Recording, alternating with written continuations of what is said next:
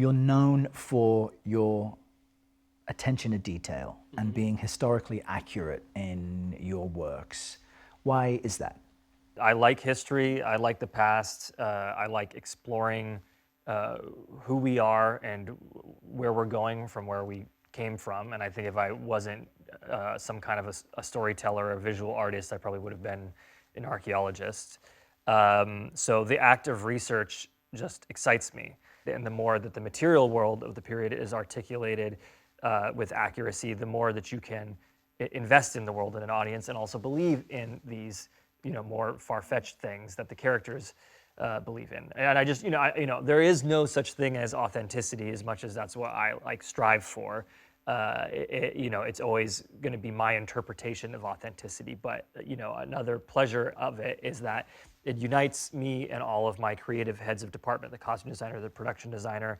Everybody knows what the goal is, and so it also helps to create an accumulation of details more quickly, because you're not imagining what would this chair look like, how would this person be dressed. You simply discover what would be accurate for this kind of person in this period, with this social background in this country, blah blah blah, and then you replicate it. How does the exploration of the occult or mythical ideas and folklore, how does that help us today? I think that archetypal stories and concepts, fairy tales, folk tales, fables, myths, can always be reinterpreted and can always be relevant. There's a reason why Oedipus is playing in the West End in London right now, and it's going to open on the other side of the river in a couple months with a different production. We still read Hansel and Gretel to our children. These are stories that we can always find new meaning in, and that's part of what draws me to them. Why has Nosferatu been the project you've always wanted to remake? So I first saw Nosferatu when I was 9 years old. I saw a picture of Max Schreck, who plays the vampire Orlok, in a book about vampires in the school library. And then my mom helped me track down a VHS. We had to order it. It was a thing. There was no Amazon. There was no YouTube. And I was just utterly mesmerized, initially by Max Schreck's performance and this iconic makeup design that he designed himself. But then also Murnau and the screenwriter Galeen and their team, they took the Dracula story and they turned it into a much simpler, enigmatic fairy tale with a lot more question marks. And then there was also something about the atmosphere of the film, particularly because, today, even on YouTube, you can find restored versions of the Murnau film that are very clear, and you see his vision. But what I saw was very degraded and black and white, and you couldn't see the bald cap on Max Schreck and the grease paint. He just seemed like a vampire, and it felt real. I had never seen a Dracula that I connected with so much. At 17 years old, I had the opportunity to do a senior-directed play. And I said to my friend Ashley Kelly Tata, who's now a prominent theater and opera director, what if we did Nosferatu on stage, black and white, with black and white makeup and black and white sets? Would that be cool? No, that's stupid. And she said, no, that would be cool. So we did that. And then this gentleman, Edward Langlois, who had the kind of cool theater in southern New Hampshire, he did The Duchess of Malfi and Sam Shepard when everyone else was doing My Fair Lady. And he saw the show and invited us to do a more professional version of it at his theater. And it changed my life. It cemented the fact that I wanted to be a director and I wanted to tell stories in this way. And even if this adaptation of Nosferatu that we're discussing now had never existed, Nosferatu would always be a big part of my identity as someone who makes creative work. Just that sense of scenery.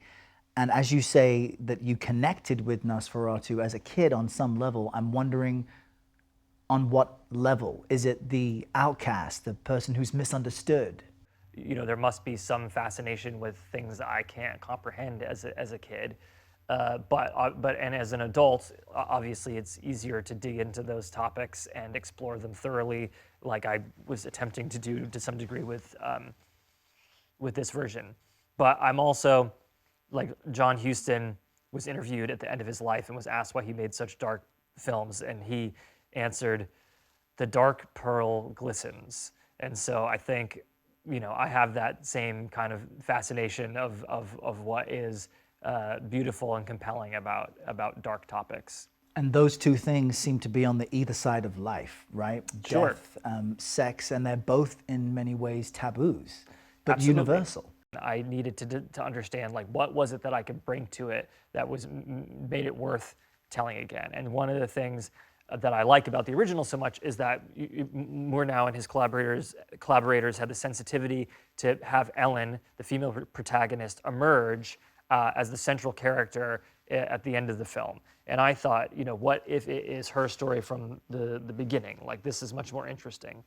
And this was, my way into creating this Ellen character who is a woman who feels very alone, very isolated, is very much a modern woman who is, trapped in the 19th century. She's as much of a victim of 19th century society as she is the vampire.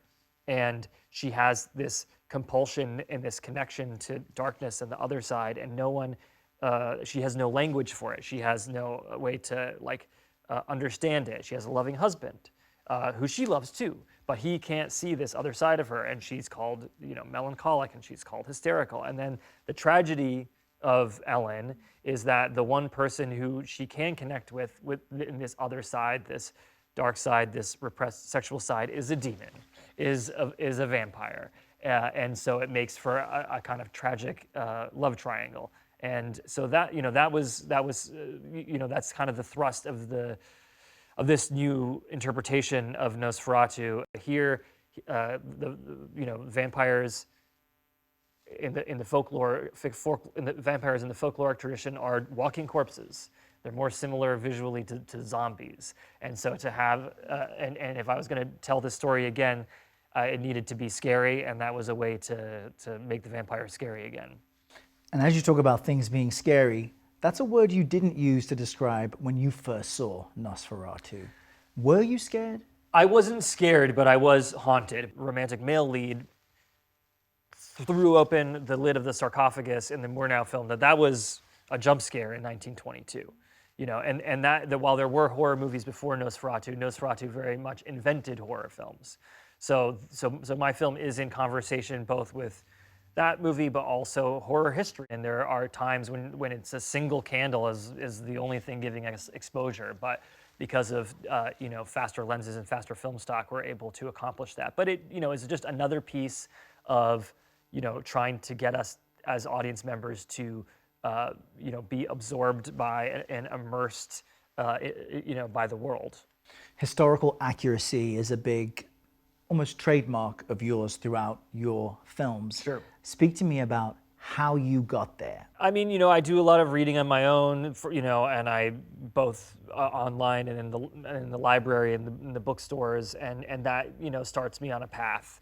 But then by the time the film becomes more real, we are able to hire consultants. We had consultants who knew about alchemy, who were double checking that everything in Willem Dafoe's attic laboratory was correct. We worked with Florin Lazarescu, who's a Romanian novelist and poet and screenwriter and expert in folklore, and who also helped recreate a dead language for us in the film. That Orlok speaks ancient Dacian, which is the language that the ancestors of ethnic Romanians would have spoken. We ended up shooting the film in Prague, and we built pretty much everything you see on screen. Certainly all the exteriors, the castle, interior, pretty much all the interiors. The castle interior we built, the monastery interior we built this massive backlot set of a northern German city. We built the Transylvanian village, but we went to Transylvania. We went to the castles there. We went to vernacular architecture museums, and archives. We went to northern Germany to study the remains of the buildings. And, there was nothing, because of World War II, there was nothing sort of intact, so we knew we had to create it ourselves. But yeah, there's just, for me, there's just so much joy in doing that, We use the exterior of Hunedoara Castle as the exterior of Castle Orlok. I don't know how many spiral castle staircases I've gone up in the past 10 years, but more than I ever thought I would, that's for sure. After knowing the material so intimately for so long, what was it like for you to be in the physical place that inspired the material? Yeah, I mean, being in Transylvania for the first time 10 years ago was amazing. And it was also even then, even more of a time machine than it is now. And you'd see shepherds in the fields, like in their big shaggy coats, like laying down with the sheep. And it's like pretty astonishing. But it was also astonishing, to finally make the movie. It took, the movie had some false starts, and I'm glad that it did, because I'm not as adept a filmmaker as I was when I first thought I would make this. But it was emotional to finally do it, to be on this back lot that's like 6 city blocks created for the movie, and knowing that Craig, my production designer, the first film we did together was a movie called The Witch, where we created this tiny little thatched farm, and that felt at the time like a major achievement, And then I'm also thinking about the cardboard sets that I made with my friends when I was 17, and here we've come to this place. So it was pretty incredible. How treacherous was the journey to get to this? And when it fell apart the second time, I thought someone's trying to send a sign to say, like, don't make this movie, From the other side. Well, maybe, but there is a lot of hubris in trying to do Nosferatu. So I felt, which was something that I was struggling with from the beginning. Like, do I have the right to do this? Should I be doing this? And so it felt at times like, no, I should not be. But then, another movie that I thought I was going to do didn't happen. And I went to the head of Focus Features, who I have a nice relationship with, and said, Nosferatu. So, which I think is also nice timing, but, it's been a while. What are we to take from its Christmas Day release? There's a Christmas tree in the movie. There's a Christmas carol in the movie. There's snow. Yeah. It's a sharp piece of counter-programming, I think so. and there is a huge following to the original movie. You have your own following, and do you read your own Reddit pages?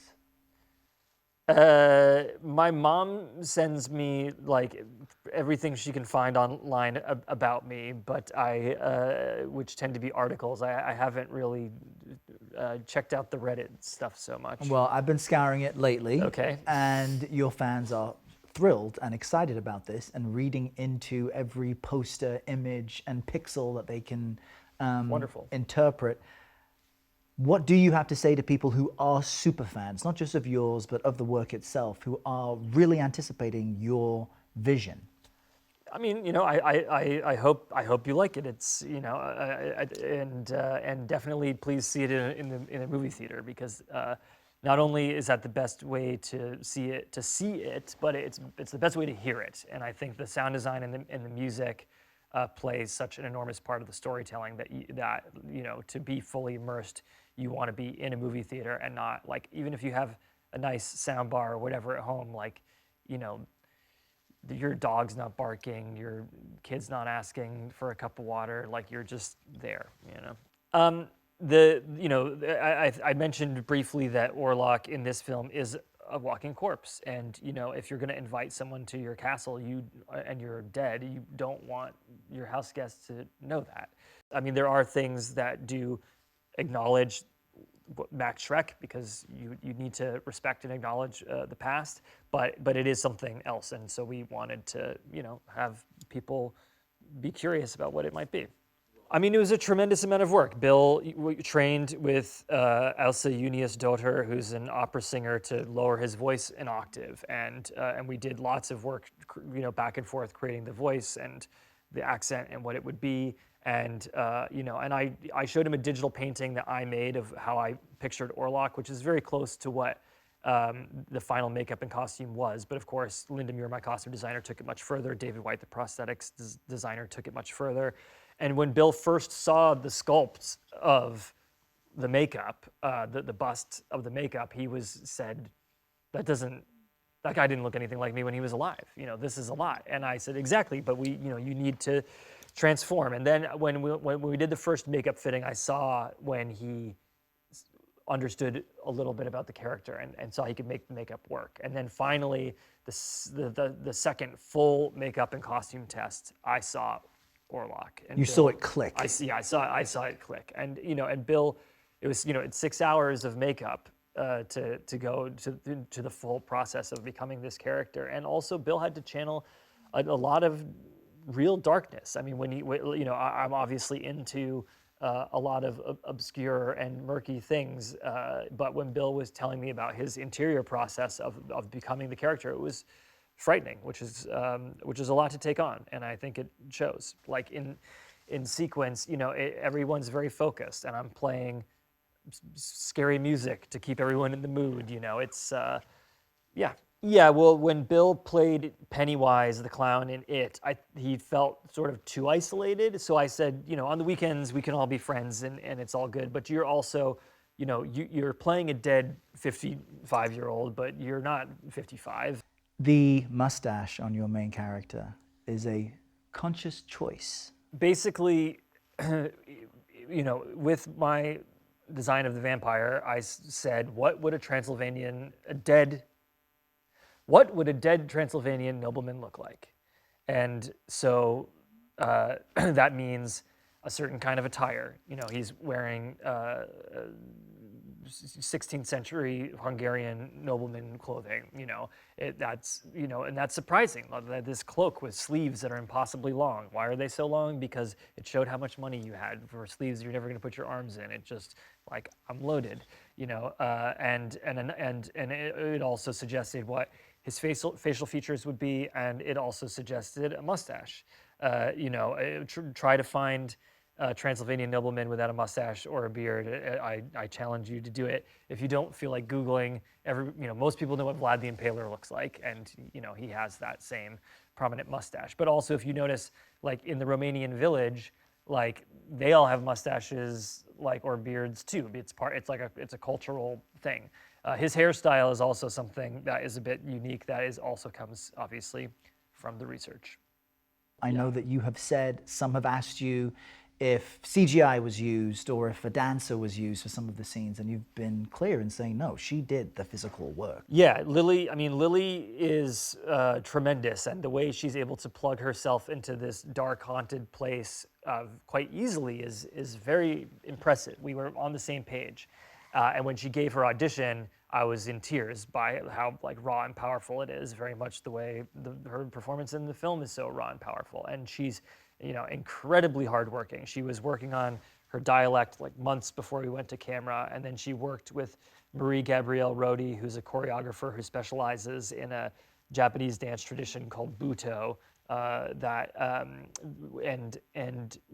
Marie Gabrielle and I looked at Charcot, who was this 19th century psychologist who studied hysteria. He had illustrations commissioned of every hysterical attitude, every pose that his patients would make for various reasons, and we used that as a roadmap to kind of create Lily's wild physical performance.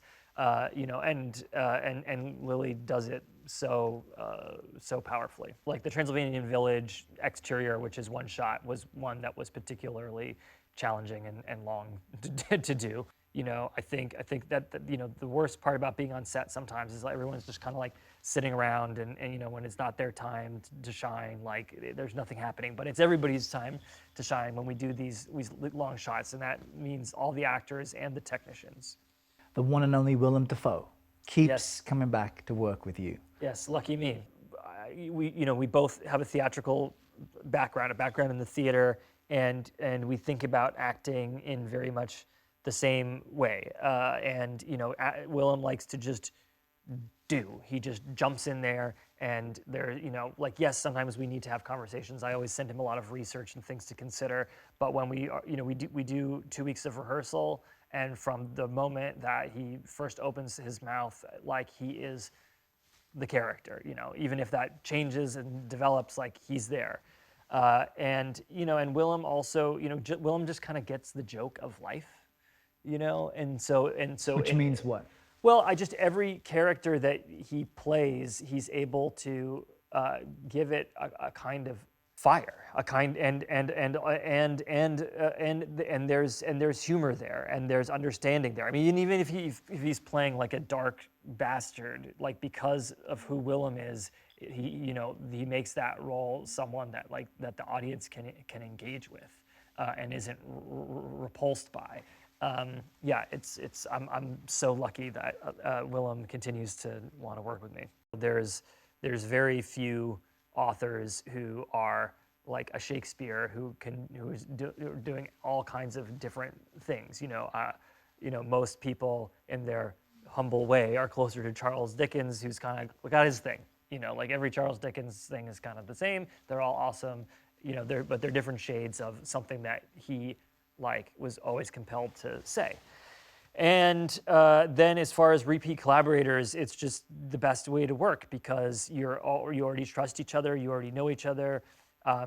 It's a cliche, but there's a shorthand, and that shorthand is everything, because as I said earlier, you become extensions of each other, and it's also really lovely because you're able to push each other further in collaboration. My film crew is its own sort of weird family at this point. We all know each other too well. Did that lead to any surprises during production for you? I don't like surprises. I plan and pre-plan, and we storyboard. Jaron Blaschke, my DP, and I, with a storyboard artist, we storyboard the movie to an inch of its life. It's surprising that the film doesn't feel entirely dead because we plan it so much. It's a reflection of a black and white silent film, and you're effectively doing it in full living color with all the bells and whistles of modern technology, but it feels creepy. It feels like it's in black and white. Atmosphere on the interiors, we desaturate the visual image. The costumes don't have a lot of color in them to begin with, but we also desaturate the image a bit. And then the scenes that take place with moonlight are almost black and white. Our eyes, when we are in moonlight, actually see close to black and white, and so that's what we were trying to replicate. Cool. Watching this thing, and some of the people here who watched it as well have had nightmares because of it. Splendid. What scares you? Jaron, my cinematographer, texted me a couple of years ago, "What are you the most afraid of?" And I replied,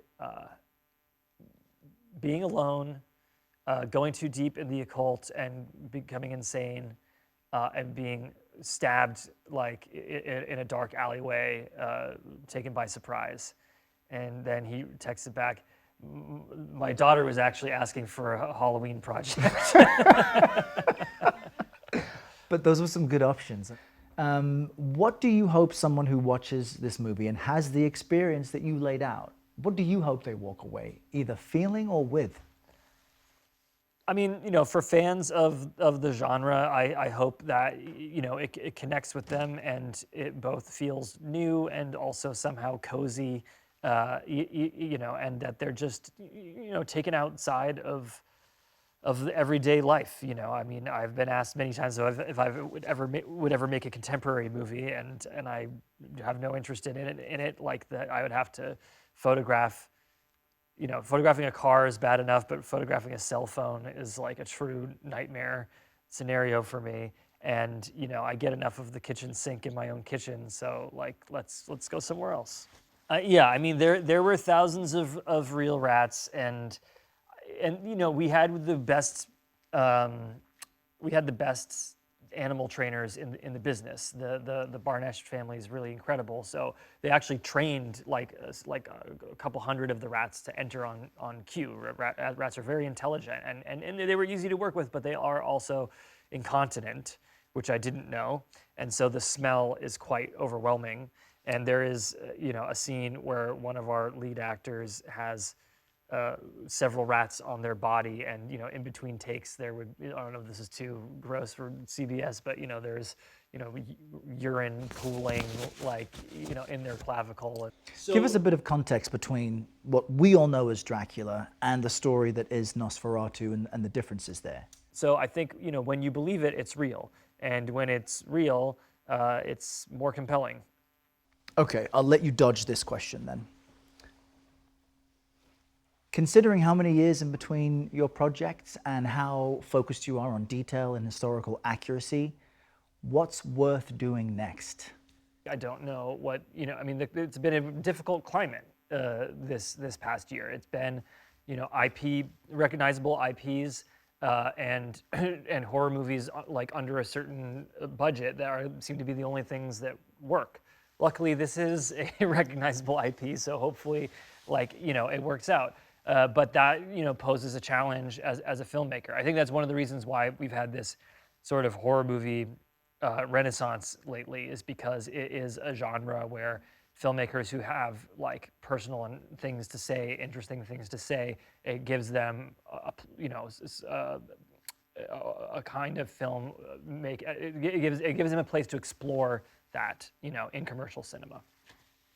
I am guessing, since you don't like surprises, that Willem Dafoe's schnapps line was not ad-libbed. No, there's no ad-libbing.